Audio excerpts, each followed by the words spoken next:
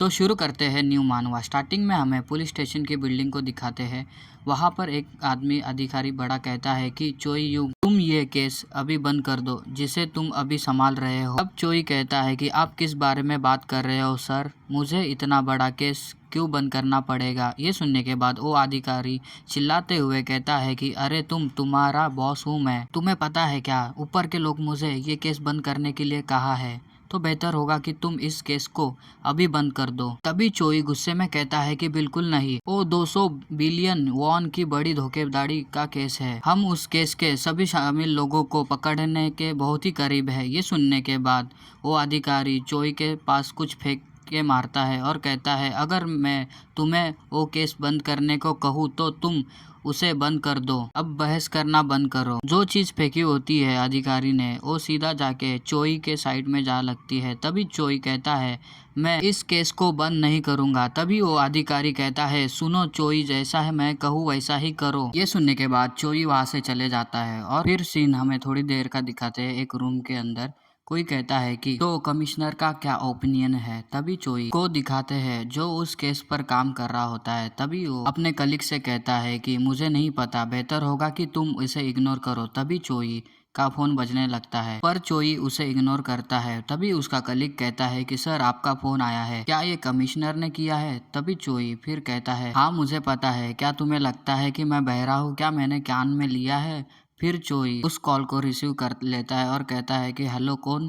तभी सामने वाला बंदा कहता है कि हेलो, क्या आप सच में चोई से बात हो रही है हमारी। ये सुनकर चोई कहता है कि हाँ मैं ही हूँ, आप कौन है। तभी सामने वाला बंदा कहता है कि मैं हॉस्पिटल से बात कर रहा हूँ, आपको बताना था कि आपकी माँ अब नहीं रही। ये सुनने के बाद चोई को शॉक लगता है और सामने वाला बंदा आगे कहता है कि आप जल्दी से बॉडी को आप ले जाइए और जल्दी से अस्पताल आइए। और ये सुनने के बाद चोई कांपने लगता है। तभी उसका कलीग कहता है सर आपको किसने कॉल किया है। पर चोई उसका जवाब नहीं देता और जल्दी से उधर से हॉस्पिटल के लिए भागने लगता है। उसको जाता देखकर उसका कलीग कहता है कि आप कहाँ जा रहे हो सर। तभी चोई उसकी बात नहीं सुनता और उधर से चला जाने लगता है। तभी कलीग चिल्लाते हुए कहता है सर जाने से पहले कुछ तो बता के जाओ यार, सर कहाँ जा रहे हो। पर चोई के दिमाग में अपनी माँ का ही ख्याल आता है और भागते भागते रोने लगता है और फिर कहता है माँ ऐसा नहीं हो सकता, और वहाँ पैसेज से भागने लगता है। तभी सामने से दो बंदे आते हैं।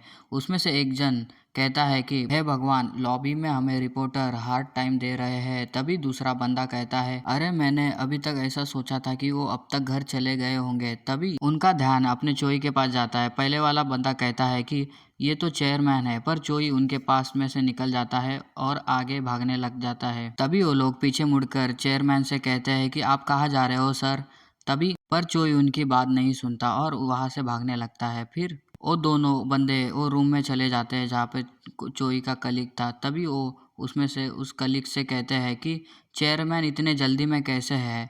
ये सुनने के बाद उसका कलीग कहता है कि हमें नहीं पता। तभी वो ऑफिसर कहता है वैसे भी आपको इस केस की जांच बंद कर देने का आदेश दिया गया था। तभी कलीग कहता है पर इस केस को क्यों रोका गया है। फिर चोई को दिखाते हैं जो पुलिस स्टेशन के बाहर आ जाता है। तभी अभी उनमें से एक रिपोर्टर देख के कहता है कि देखो कोई तो बाहर आ रहा है। तभी चोई उधर से जाने लगता है पर रिपोर्टर अपना माइक लेके उसके पास बढ़ने लगते हैं और कहते हैं सर सर प्लीज प्लीज हमें 1 मिनट का समय दो दीजिए, please please sir, please please ना सर। क्या गवर्नमेंट की कॉप्स ने जांच करने को प्रवाहित किया है। पर चोई उनकी बातों को इग्नोर करता है और आगे बढ़ने लगता है। तभी दूसरा रिपोर्टर कहता है कि इस केस के बारे में आपका क्या विचार है सर। पर चोई उसको धक्का मार के आगे बढ़ता है और पीछे से सब रिपोर्टर कहने लगते हैं कि सर सर सर। पर चोई वहां से भागने लगता है, अपने कार में बैठ जाता है और एक्सेलेटर पर पैर रखता है और बड़े तेजी से जाने लगता है। तभी चोई का कलीग उसको कार के पीछे से चिल्लाते हुए कहता है कि सर आप कहाँ जा रहे हो। पर चोई कुछ नहीं सुनता, उधर से चला जाता है। तभी कलीग उसका चोई को कॉल करता है और सोचने लगता है उनको क्या हुआ है। तभी चोई को दिखाते हैं जो ड्राइविंग करते हुए कहता है कि नहीं नहीं नहीं, और रोने लगता है ये नहीं हो सकता। तभी कलीग का उसका कॉल आता है। चोई कॉल को उठाता है। तभी कलीग आगे से कहता है कि हेलो चोई सर, इस केस की वजह से पूरा डिवीजन परेशान हो गया है और आप कहाँ जा रहे हो कौन जानता है कहाँ पे। तभी चोई रोते हुए कहता है कि सेवक, पर सेवक आगे से कहता है कि अब चूतिया आदमी वापस आ गया है। तभी मुसीबत और बढ़ गई है।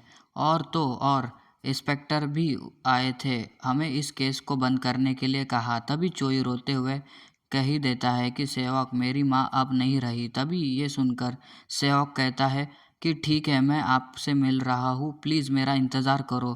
तभी चोई के पीछे से एक वाइट ट्रक आता है। तब चोई कहता है, भले ही मैं एक लौता बच्चा हूँ, मुझे उनकी बेहतर देखभाल करनी चाहिए थी, लेकिन अब वो नहीं है। और रोते हुए स्टीयरिंग पर हाथ मारता है। तभी ये सुनने के बाद सेवक कहता है कि आराम से सर, मैं आपसे मिलने आऊँगा। तभी तभी वाइट वाले ट्रक के ड्राइवर को दिखाते हैं, जो पूरा स्टीयरिंग घुमा देता है और जिसके कारण वो ट्रक चोई के कार को टकराने लगता है। देखने के बाद चोई हैरान होता है और चोई के कार को टक्कर मार देता है। फिर हम देख सकते हैं कि चोई की गाड़ी की हालत क्या होती है। तभी कार में से चोई को दिखाते हैं, जो अंदर बेहोश होता है। तभी ट्रक वाला ड्राइवर ट्रक से नीचे आता है और हंसने लगता है और कहता है, आइटम कहाँ है। तभी वो कार का डोर खोलता है और देखता है और कहता है कि अभी तक ये अलाइव है, हा हा हा।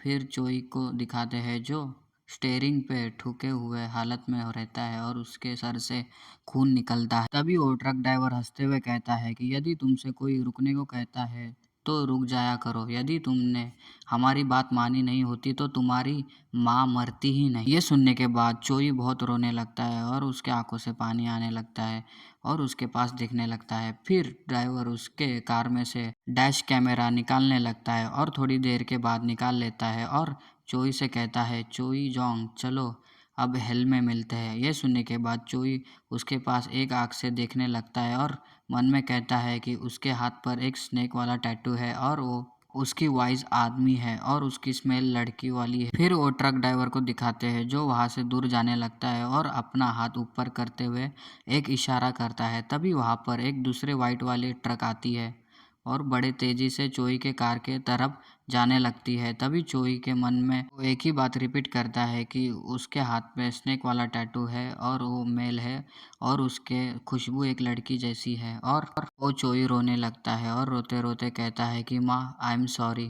तभी दूसरा ट्रक चोई के कार को टक्कर मार देता है और फिर हमें ब्लैक स्क्रीन दिखाते हैं। और फिर थोड़ी देर के बाद कोई कहता है कि अभी तक ये मरा नहीं है ना सीट। तभी चोई की आँख खुलती है और सामने कुछ लड़के लोग होते हैं, जो उसके हाथ में डंडा लेके चोई के सामने खड़े होते हैं। तभी उनमें से एक लड़का कहता है कि देखो, वो अपनी आंखें खोल रहा है। तभी चोई को दिखाते हैं, जो सर पकड़ के कहता है कि यार ये दर्द दे रहा है। चोई अपना एक ग्राउंड के साइड में बैठा होता है और कुछ बोलिया लड़के उसको घेर लिए होते हैं। तभी चोई कहता है, ये क्या चल रहा है, ये थोड़ा एटमॉस्फेयर फेमिलियर जैसा लग रहा है। हाँ, मुझे याद आया, ये तो तब की बात है जब मैं 17 साल का था। पुराने समय की तरह क्या मेरी लाइफ भी मेरी आंखों के सामने चमक रही है। और फिर आगे कहता है कि क्या उन्हें जब तक चोट नहीं लगती उन्हें ठीक रहना चाहिए। और बुली लड़कों के पास देखता है, जो हाथ में डंडा लेके चोई को देख रहे होते हैं। तभी चोई आगे कहता है कि आखिरकार मुझे जूडो आता है, मगर मैं पुलिस फोर्स में शामिल नहीं होता। मैंने बहुत सारे अवार्ड प्राप्त किए हैं। और ये कहते ही चोई उठने लगता है और उन बुली लड़कों के सामने खड़ा हो जाता है और आंखें बंद करके मन में कहता है कि फ्लैशबैक खत्म होने से पहले मैं एक बार अपनी माँ से मिलना चाहता हूँ। तभी एक लड़का चोई को चिल्लाते हुए कहता है कि अरे तुम, बेहतर होगा कि इससे तुम बाहर ही रहो। तुम एक एथलीट हो, तुमको दूसरे लोगों के बिजनेस में के बीच में आना नहीं चाहिए। इसके बजाय तुम स्टडी करो और स्टडी करने की आवश्यकता है। यह सुनने के बाद चोई मन में कहता है कि मुझे याद आया कि मुझे दूसरों के लोगों के समस्याओं में इंटरफेयर करना पसंद था। तभी चोई स्टाइल में खड़ा रहता है और उस लड़के से कहता है, अरे तू कमीने, हम एक ही स्कूल में जाते हैं, तो इसीलिए बेहतर होगा कि तुम इसे छोड़ दो, मैं अभी थोड़ा बिजी हूँ। ये सुनने के बाद वो लड़का अपनी डंडा लेके चोई के पास मारने जाता है और कहता है कि तुम कमीने, आज मैं तुम्हें दिखा दूंगा कि तुम्हें बाहर ही कर दूंगा साले। तभी चोई उसे आता हुआ देखने लगता है और तभी वो लड़का डंडे को चोई के पास मार देता है। वो डंडा चोई के सर के पास आता है। तभी चोई मन में कहता है कि उसका स्विंग इतना स्लो क्यों है। और तभी चोई अपना एक पैर पीछे लेके बड़े तेजी से उस डंडे को डॉच करता है और उसका हाथ पकड़ लेता है और उसे उठा के फेंक के ग्राउंड पर फेंक देता है और उस बंदे की हालत खराब कर देता है। तभी चोई कहता है कि क्या ये अटेम्प्ट टू मर्डर नहीं है, भले ही तुम अभी टीनेजर हो फिर भी सब्जेक्ट आर्टिकल के अनुसार धारा 9 और 10 लगेगी।